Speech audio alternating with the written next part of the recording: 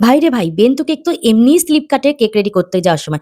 এখন তো দেখি তার নিচে কাগজও আগে আগে স্লিপ কাটে। চলো চলে আসলো আরেকটা বেন্তু কেকের অর্ডার। তবে বেন্তু কেক যে মানুষের মনে এতটা জায়গা করে নিতে পারবে সেটা আমি প্রথম একদম ভাবতে পারিনি। এখন কিন্তু বেন্তু কেকই মানুষকে বেশি আনন্দ দেয়।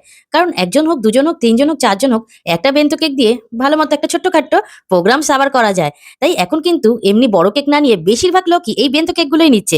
আর এই বেন্তু কেকের প্রাইসগুলো হচ্ছে ১৫০ করে। হোম বেকারসদের কাছে ১৫০ টাকার বার্থডে কেক, অ্যানিভার্সারি কেক অনেকে আবার ভাবে কি ভাবে, কেকের মধ্যে হয়তো কিছুই থাকে না, শুধু হয়তো ক্রিমের ডালা।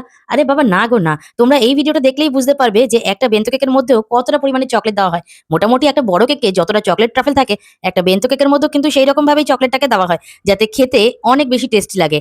কেক বানানোর মধ্যে কোনো লুকোচুরির ব্যাপার নেই। তোমরা কিন্তু ভিডিও দেখলেই বুঝতে পারবে একটা কেকের মধ্যে কতটা ফিল করা হয়ে থাকে। চকলেট কেকের মধ্যে চকলেট, ম্যাঙ্গো কেকের মধ্যে ম্যাঙ্গো ক্রাশার, আর স্ট্রবেরি কেকের মধ্যে স্ট্রবেরি ক্রাশার। তারপরে তো রয়েছে চকলেট চিপসের ভান্ডার। এইভাবেই কিন্তু একটা বেন্তো কেককে রেডি করা হয়ে থাকে। বেন্তো কেকও কিন্তু প্রথমে ক্রাম কোটিং, তারপরে ফাইনাল কোটিং হয়ে থাকে। তো এই ভিডিওটাকে আমি দুভাগে ভাগ করেছি তোমাদের সামনে তুলে ধরবো বলে।